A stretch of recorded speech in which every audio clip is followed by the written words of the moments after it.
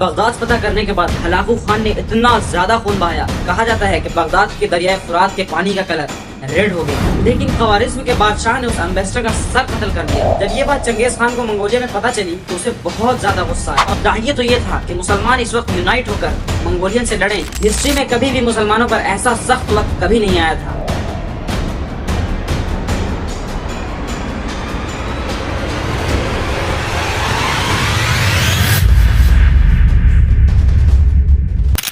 پہلے تو چنگیز خان کا کوئی ارادہ نہیں تھا کہ وہ مسلمانوں سے جنگ کرے، اسی لیے اس نے مسلمانوں کی طرف دوستی کا پیغام بھیجا، لیکن خوارزم کے بادشاہ نے ان سب کو گرفتار کر لیا، جس کی وجہ سے چنگیز خان کو اپنے سینکوں کو چھڑانے کے لیے اپنے امبیسڈر کو خوارزم کے بادشاہ کے پاس بھیجنا پڑا، لیکن خوارزم کے بادشاہ نے اس امبیسڈر کا سر قتل کر دیا۔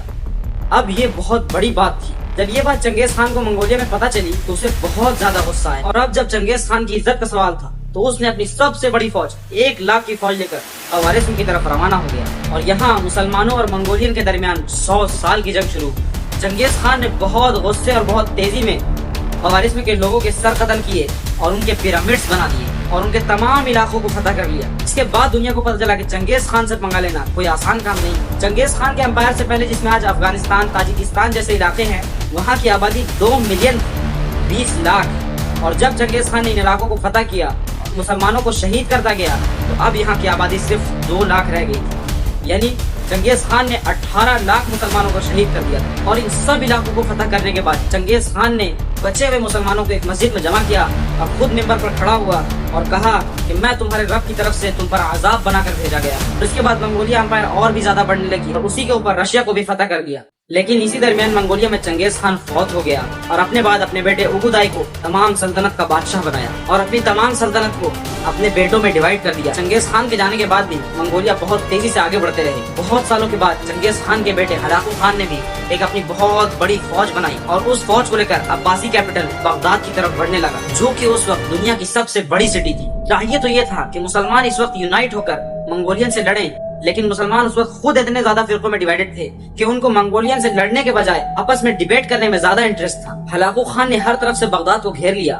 اور آخر 1258 بغداد کو مسلمانوں کے ہاتھ سے چھین لیا اور مسلمانوں کے خلیفہ کو قتل کر دیا، جس کے بعد 500 سال خلافت کرنے کے بعد عباسی خلافت ہمیشہ کے لیے ختم کر دی گئی۔ بغداد فتح کرنے کے بعد ہلاکو خان نے اتنا زیادہ خون بہایا، کہا جاتا ہے کہ بغداد کے دریائے فرات کے پانی کا کلر ریڈ ہو گیا، اور ریڈ ہونے کے بعد اس کا کلر بلیک ہو گیا، کیونکہ ہلاکو خان نے بغداد کی ہاؤس آف وزڈم، جو اس وقت کی سب سے بڑی لائبریری تھی، اس کی ساری کتابوں کو جلا دیا اور جلا کر راکھ کر دیا اور اس کو دریائے فرات میں بہا دیا۔ ہسٹری میں کبھی بھی مسلمانوں پر ایسا سخت وقت کبھی نہیں آیا تھا، جس سے صرف مسلمانوں کو ہی نہیں بلکہ مسلمانوں کی ہولی سٹیز کو بھی خطرہ تھا، کیونکہ عباسی خلافت کو ختم کرنے کے بعد اب منگولین کے سامنے صرف ایک ہی سلطنت باقی تھی، مملوک سلطنت، اور اگر یہ اسے بھی ہرا دیتے تو مکہ اور مدینہ کا کنٹرول بھی منگولینز کے ہاتھ میں چلا جاتا اور وہ 100% کعبہ کو گرا دیتے۔ جب منگول بغداد کو فتح کرنے کے بعد آگے بڑھے تو مملوک سلطنت کے سلطان نے اپنے جنرل بیبرز کے ساتھ منگولوں سے لڑنے کے لیے ایک فوج تیار کرنا شروع کی، اور اس وقت کے لوگوں نے سلطان کو بہت سمجھایا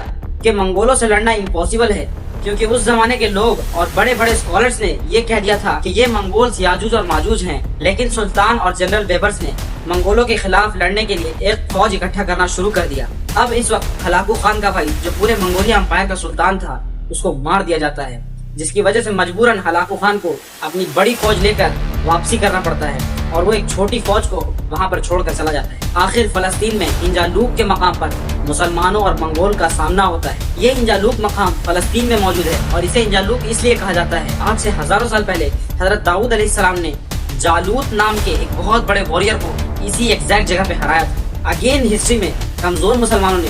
دا گریٹ منگولینز کو بہت بری طرح شکست دے دی اور منگولیا امپائر کے ایکسپینشن کو ہمیشہ کے لیے روک دیا، یعنی اس کے بعد منگولین آگے نہیں بڑھ پائے، اور یہ وہی جنگ تھی جس کا رسول اللہ صلی اللہ علیہ وسلم نے کئی سال پہلے ہی بتا دیا تھا، لیکن پھر بھی دنیا کے بہت بڑے حصے پر منگولینز کا کنٹرول تھا۔ جس کے بعد آہستہ آہستہ منگولین امپائر نے اسلام کو اسٹڈی کرنا شروع کیا اور آخر کار کئی سالوں کی اسٹڈی کے بعد یہ تمام منگولینز اسلام قبول کر لیتے ہیں اور دوبارہ یہ سارے علاقے مسلمانوں کے پاس آ جاتے ہیں۔